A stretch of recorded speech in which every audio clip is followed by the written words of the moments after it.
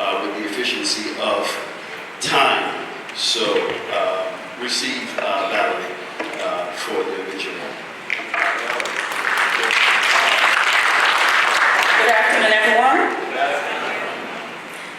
Eustace Octavius Anglin, affectionately called Matthew and Easy, was born on October 5th, 1933 in Beeston Spring, Westmoreland, Jamaica. He lived a long life defined by strength, kindness, and quiet dignity. A devoted man of God, faith, and family, these values were instilled in him from a young age by his father. His father built Left Hall Church of God in Jamaica, and it was there that Matthew developed his love for the Lord. His faith was not just something he believed, it was something he lived daily, guiding his words, his actions, and the way he loved and cared for others. He carried that faith with him throughout his life, remaining steadfast and committed, and continued to serve God faithfully at his home church, BEREAN Church of God, where he was loved by many and will be truly missed. That same spirit of faith and humility carried into every part of his life, including his work. Even while working tirelessly on a full-time job to provide for his family, Eustace also held a weekend job where he became affectionately known as Easy, a nickname given to him because of his calm spirit and ability to make everything easier for everyone around him. He truly embodied warmth, patience, and humility, and his gentle smile and steady presence brought comfort and joy to many. Throughout his life, Eustace touched countless hearts. He will be remembered for his wisdom, quiet humor, and the love he so freely gave to his family and friends. On March 26, 2026, he peacefully transitioned from this life, leaving behind a legacy of love and cherished memories that will forever live in our hearts, in the hearts of those who loved him. He leaves to cherish his memory, his children, Carol Anglin, Basil Anglin, Evelyn Anglin Hearn, and Andy Anglin. His grandchildren, Sabrina Russell, Andre Anglin, Richard Hearn Jr., Ariana Anglin, Carissa Anglin, Lilia Anglin, and Leah Anglin. His great-grandchildren, Andre Anglin Jr., Mariah Anglin, Amir Edwards, and Amaya Edwards. His daughters-in-law, Charlene Anglin, Sylvia Anglin, and Shevadine Anglin, who's Jade, and a host of loving nieces, nephews, cousins, extended family members, and dear friends. He was preceded in death by his beloved wife, Nellie Anglin, and his son, Earl Anglin. Eustace will be deeply missed, forever loved, and his legacy will live on in all who knew him. One thing I have desired of the Lord, that will I seek after, that I may dwell in the house of the Lord all the days of my life. And this is from Psalm 27, verse 4. May his soul rest in peace.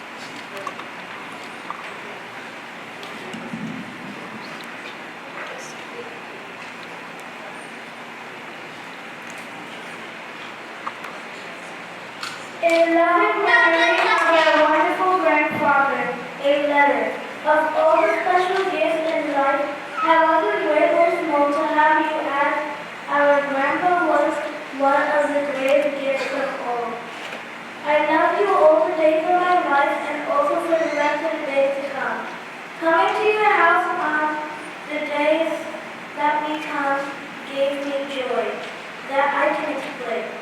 But you are with the angels now. It makes it very hard for me. While in my heart I know you have good company. Please, Grandpa, say hi to Daddy for me. Tell him I miss him with all the love inside of me.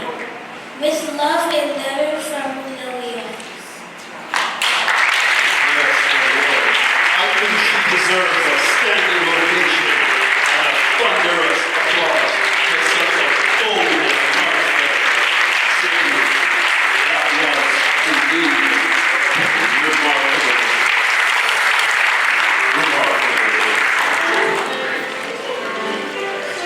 I'm glad that some of you were standing, because I'm going to ask that the rest of you also stand with those that were standing.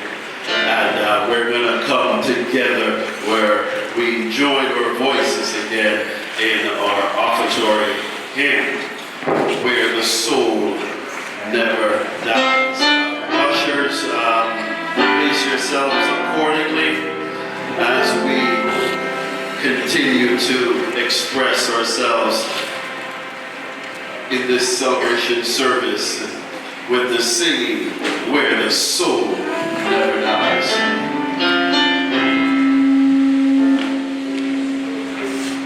To Kenyans land, I am on my way, where the soul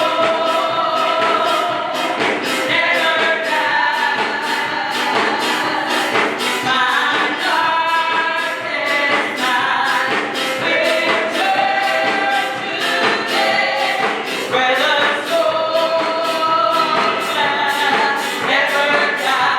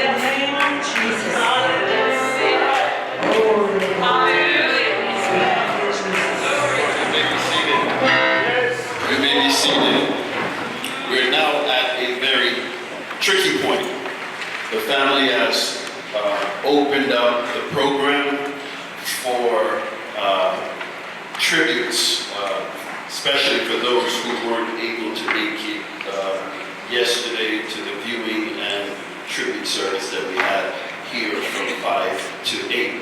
So at this time, we're going to open the floor to anyone that would like to give a tribute.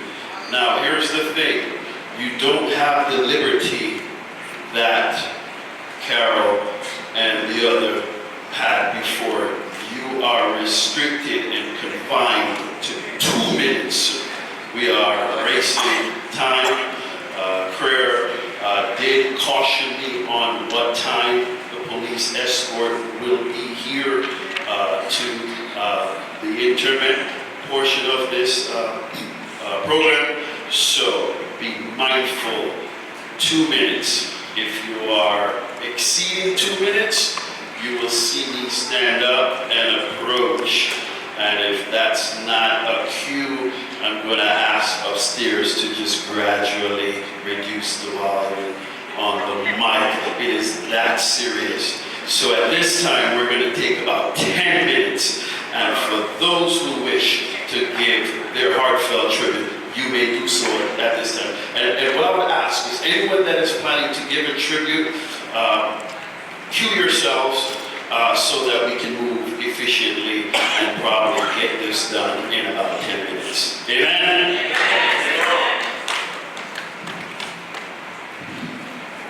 Good afternoon, everybody. I am standing here on behalf of the Gladys family. I'm Charlotte's mom, and I want to bring tribute to Mr. Anglin.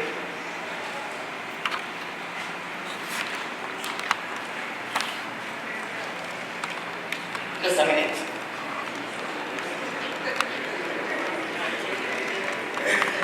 We gather here today with heavy hearts, but also with gratitude for the life of Mr. Anglin. 92 years. Isn't that something to celebrate? Give God thanks. To me, Mr. Anglin was not just my daughter's father-in-law. He was a family by choice and by love. He raised the man who became my daughter's husband, a man of character, integrity, kindness, and quiet strength. In that, we saw Mr. Anglin's hand every day. He opened his home and his heart to our daughter without hesitation. She was never the daughter-in-law. She was his daughter. He gave her his name, his stories, and a place at the table where she always belonged. I will always remember how, whenever I visited further on my summer break, Mr. Anglin never allowed me to leave without coming to see me and bringing me a gift. That was him, thoughtful, present, and determined to make you feel seen. He showed love in action, not just words.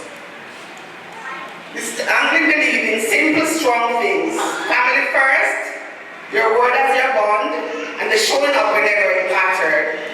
He led without a loud voice. He taught without a lecture. He loved without conditions. To his children, grandchildren, and nieces and nephews, thank you for sharing him with us. The way he loved you taught us how to love each other. Mr. Anglin, we miss you. But we carry you forward in the man you raised, in the family you helped to build, in the gifts you pressed into our hands, and in the two families you blended together as one. May your soul rest in peace. Your good work will ever live on.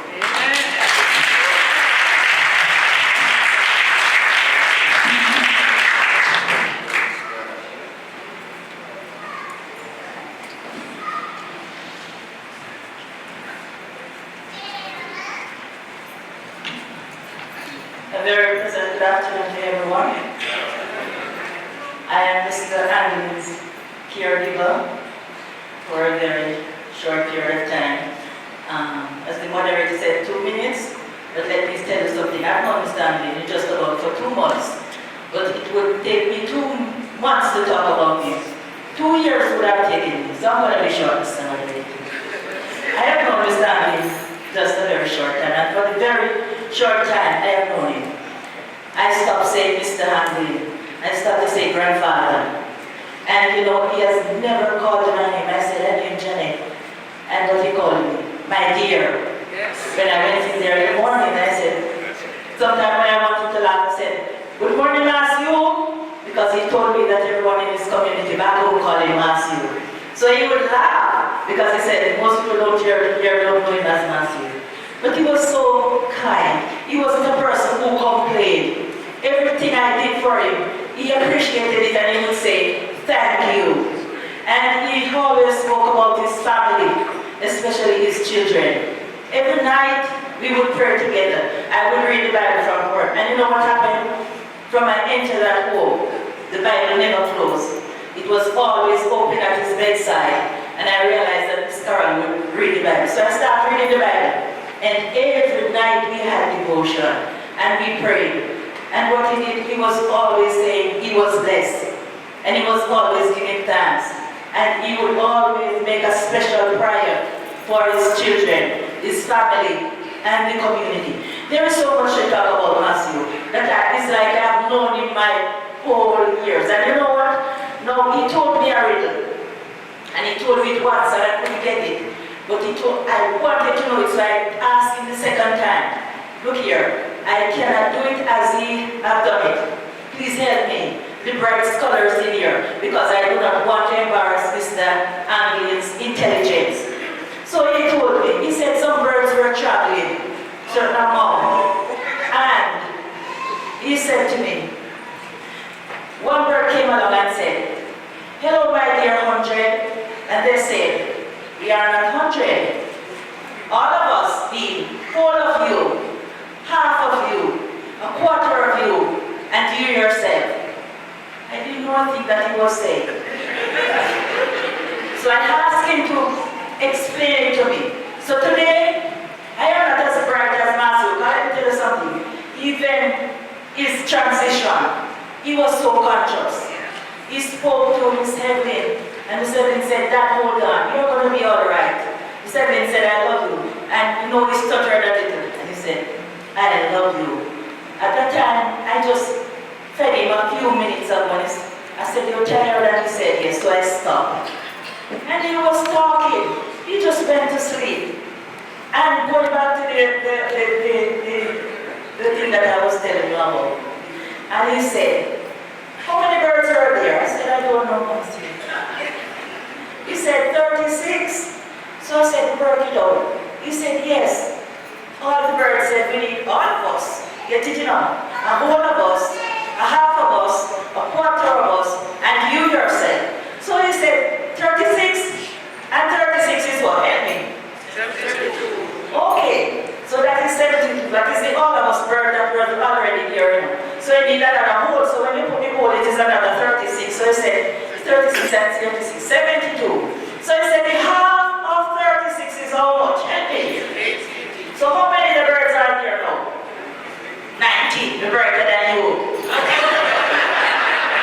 So of the 14 birds, that is the half of 36. He said you need the quarter. So the quarter of the 18 is how much? 9. So there you are, 99 birds. And the single bird is the you yourself. So if you have 100 birds, and I know, I'm sure right now, I'm not saying you don't get it. Even some of the university scholars don't get it yet. I have to ask him 2 times before and I wrote it down in the book. And I'm going to tell people about it. So Matthew, he has gone to rest, but his spirit is still here with us. And I miss him very, very much because I stopped saying Mr. Anglin. That was for a very short time. I said, Grandpa. And he said, yes, my dear. There's so much to talk about, Mr. Yu. Always talk about his family and the shop that he used to operate. And I'm a person, I don't try to question people. But he said what? Nelly. And I know Nelly was the wife. Okay, sir.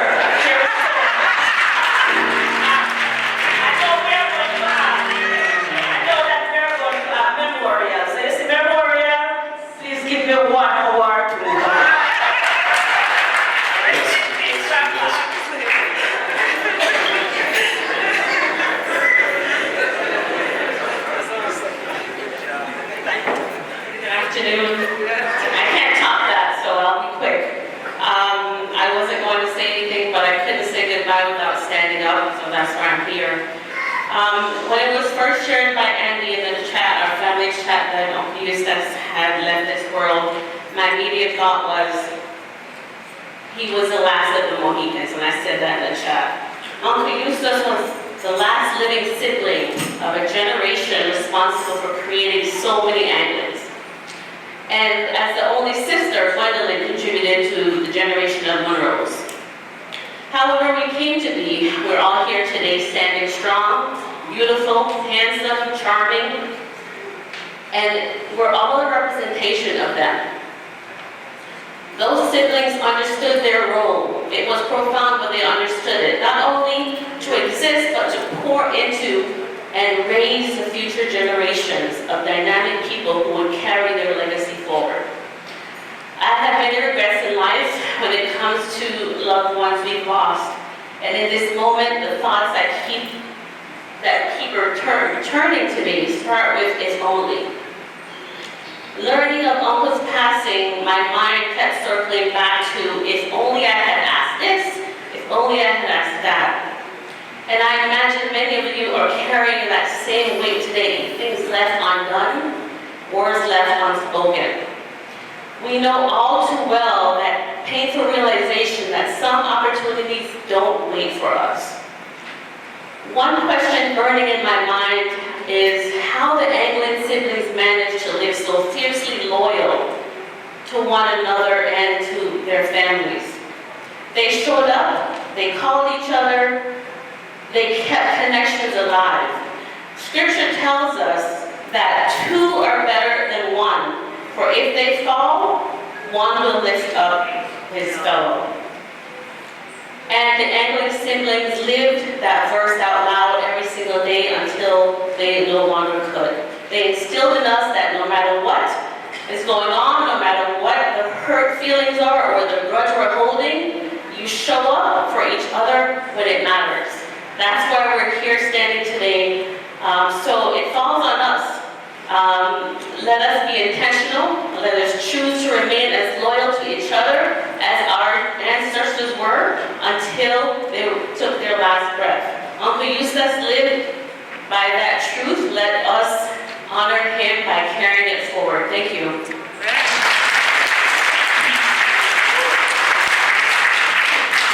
Yeah, can we have another round of applause for those two tributes? At this time, we're going to, Evelyn Hurd is going to come and eulogize her father, and I should say courageously eulogize her father. If I can ask upstairs Evangelist Thompson to cue up her prelude. As she comes, let's receive Evelyn as she comes.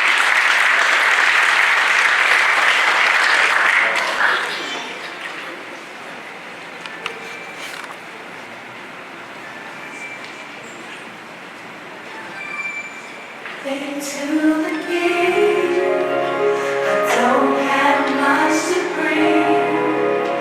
My heart's torn in pieces. It's my offering. Take me to the King. Truth is I'm tired. Options are few. I'm trying to pray, but where are you? I'm all churched out, hurt and abused. I can't pray what's left to do. Truth is I'm weak, no strength to cry, no tears to cry, even if I try. You can cut it like this. But still my soul refuses to die.